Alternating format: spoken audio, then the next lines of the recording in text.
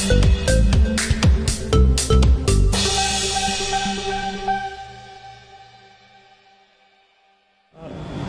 Prof. Assalamualaikum warahmatullahi wabarakatuh. Prof, terkait Prof sebagai ahli hukum pidana di sini, kita kemarin ada huru hara yang luar biasa dan berulang sidang ya, Prof ya, sebagai pakar hukum juga pastinya. Satu hal bahwa seperti apa sih Prof lihat fenomena yang kemarin itu, Prof, di mana banyak sekali yang dicederai di sini. Ya, sebenarnya sebagai orang yang mengerti tentang hukum, apa yang terjadi kemarin di Pengadilan Negeri Jakarta Utara itu adalah peristiwa yang sangat memalukan dunia hukum kita, ya, karena kegaduhan, kericuhan yang timbul itu sudah dalam batas-batas yang tidak lagi wajar, katakanlah seperti itu, dilakukan oleh pihak-pihak yang sedang berperkara di pengadilan dalam hal ini, yang bukan hanya tidak etis, tapi dalam banyak segi juga bisa masuk unsur pidana beberapa perbuatan dari pihak-pihak tersebut. Jadi kita mesti prihatin kalau dunia hukum kita yang sementara ini sedang banyak sorotan, lalu kemudian dinodai oleh peristiwa yang terjadi di Jakarta Utara tersebut. Saya kira itu pertama statement saya. Oke, Prof, ini kan ada juga lawyer yang juga saat itu posisinya ada di situ sedang bersidang, dan dia mengucapkan kalimat-kalimat yang kurang etis terhadap hakim di situ, majelis hakim, koruptor lah, segala macam lah. Hal ini menggebrak meja gitu. Ini hal ini seperti apa, Dok? Secara personal dan secara hukum juga seperti apa, Dok? Ya, secara umum perbuatan seperti itu masuk contempt of court, ya, penghinaan pengadilan, ya. Tetapi kalau sudah menunjuk personal, misalnya pejabat tertentu, hakim, dikualifikasi melakukan perbuatan tertentu yang masuk kategori negatif seperti korupsi sehingga masuk kategori koruptor, misalnya seperti itu sudah masuk dalam delik penghinaan terhadap pejabat yang sedang melaksanakan tugas. Jadi selain statement seperti itu tidak pantas, tidak etis disampaikan oleh seseorang yang sedang berperkara, katakanlah seperti itu, tetapi juga itu merupakan suatu tindak pidana yang bukan delik aduan, sehingga bisa langsung ditindak oleh penegak hukum bahwa yang bersangkutan telah melakukan penghinaan terhadap pejabat yang sedang melaksanakan tugas dan melakukan penghinaan terhadap pengadilan secara institusional. Saya kira seperti itu. Berarti ya. Bisa langsung diproses ya, Prof? Ya, bisa langsung diproses. Tanpa perlu adanya aduan ya? Tanpa adanya aduan, karena ini bukan delik aduan. Ya, misalnya penghinaan terhadap pejabat yang sedang melaksanakan tugas itu diatur dalam pasal 316 KUHP. Ya, itu bukan delik aduan. Lalu menghina institusi pengadilan dengan misalnya melakukan tingkah laku yang tidak pantas, gebrak-gebrak, katakanlah meja hakim misalnya seperti itu ya, di dalam proses persidangan, itu sebenarnya juga bisa kategorinya adalah menghina pejabat umum atau institusi umum di pasal 2707 KUHP. Dan semuanya itu bukan delik aduan. Jadi menurut saya cukup dasar untuk membawa persoalan ini ke ranah hukum tindak lanjutnya, selain masalah etikanya. Kalau benar yang bersangkutan misalnya berprofesi sebagai advokat, katakanlah begitu, tentu setiap advokat terikat selain hukum juga ada kode etik. Dan karenanya dari segi kode etik ini juga bisa ditindaklanjuti gitu ya. Dan menurut saya ini seharusnya tidak hanya pihak yang kemudian dirugikan akibat tindakan yang bersangkutan, tetapi sebenarnya semua advokat bisa merasa dirugikan atas tindakan itu. Karena advokat itu kan officium nobile, mereka yang bekerja dengan kehormatan gitu ya, profesi yang sangat terhormat. Ya, kalau profesi yang sangat terhormat ini dinodai oleh tindakan segelintir 1-2 orang, sebenarnya para advokat juga bisa mempersoalkan itu dari segi profesinya ya, bukan dari segi hukumnya tentu, dari segi profesinya, karena akan mencederai profesi advokat itu secara keseluruhan. Saya kira itu. Oke, bisa berujung pencabutan Mas gak sih, Prof, untuk hal ini gitu? Karena dianggap sebagai sebuah pelanggaran etika berat ya, tentunya bisa berujung pada pencabutan keanggotaan dia sebagai anggota profesi advokat tertentu kan begitu. Nah, ini yang bisa dilakukan dalam ranah hukum kita. Nah, tapi kalau untuk dia misalnya diberhentikan dari advokat, itu harus dengan putusan pengadilan. Jadi kalau pengadilan menyatakan dia bersalah melakukan penghinaan pengadilan, penghinaan terhadap pejabat umum yang melaksanakan tugas seperti hakim, maka hakim yang menjatuhkan pidana itu bisa menambahkan pidana tambahan berupa mencabut haknya untuk menjalankan profesi sebagai advokat. Bersidang ya dok? Ya bukan hanya bersidang, dia tidak boleh lagi menjadi advokat. Tetapi soal keanggotaannya dia di Bar Association, di organisasi pengacara misalnya begitu, apakah Peradi, apakah KAI atau yang lain, itu tergantung dari organisasi yang bersangkutan.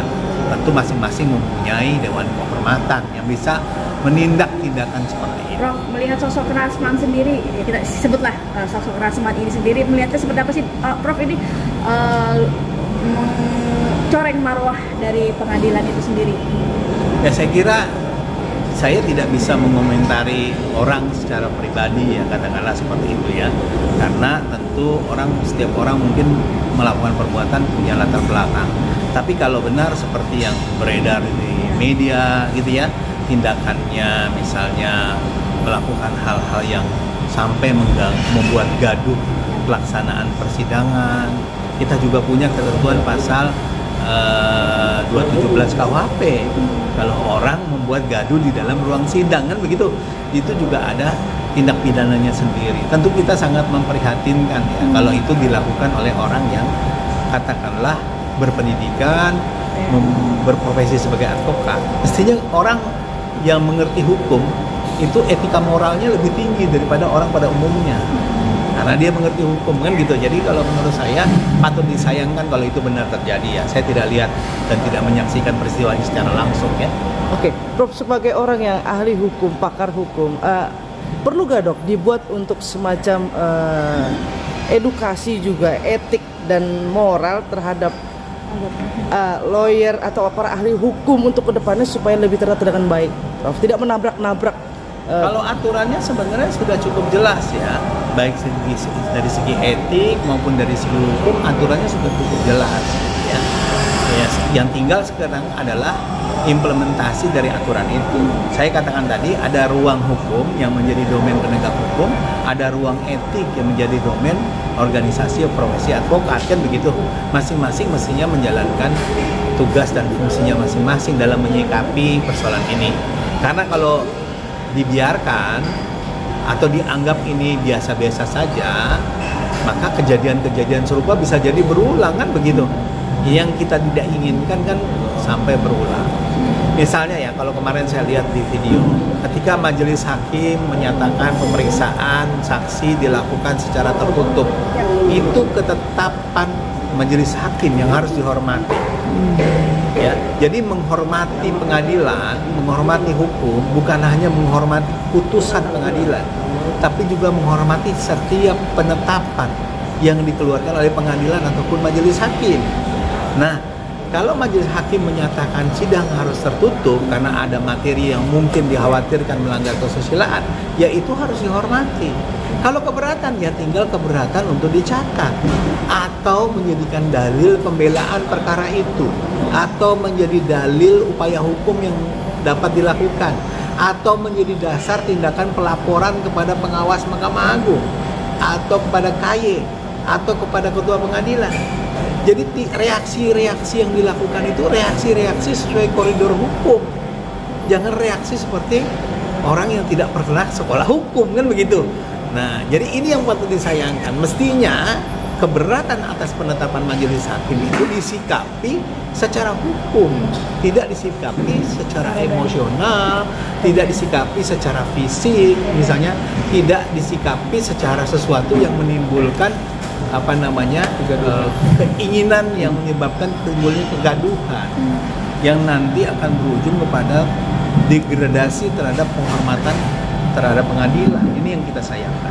Oke, Prof, berarti bisa dikatakan apapun yang menjadi keputusan majelis hakim saat itu adalah menjadi hak prerogatif hakim di ruang sidang. Itu majelis hakim, gitu loh. Dan adalah tindakan yang sangat merugikan kalau terdakwa melawan majelis hakim. Justru terdakwa itu mengambil simpati majelis hakim, kan begitu? Berarti itu kesalahannya Rasman kemarin ya, malah melawan ya. Bisa dikatakan seperti Secara itu. strategis sebenarnya tindakan seperti itu sama sekali tidak menguntungkan dia dalam kedudukannya sebagai seorang terdakwa. Dan mestinya sebagai orang yang mengerti hukum, reaksi-reaksi yang timbul adalah reaksi-reaksi hukum. Kalau orang awam bereaksi seperti itu, kita bisa maklumi dia nggak ngerti hukum. Tapi kalau seorang sarjana hukum, apalagi berproses sebagai advokat katanya begitu, harusnya reaksinya juga sesuai dengan koridor hukum. Tidak kemudian reaksi yang sifatnya frontal seperti itu, yang justru menimbulkan ketidakkondusifan pelaksanaan persidangan. Sama halnya juga yang menaiki meja sidang. Kalau itu sudah jelas contempt of court. Ya, itu menghina pengadilan gitu ya. Walaupun sidang sudah ditutup, tetapi masih di dalam ruang sidang berkenaan dengan perangkat persidangan.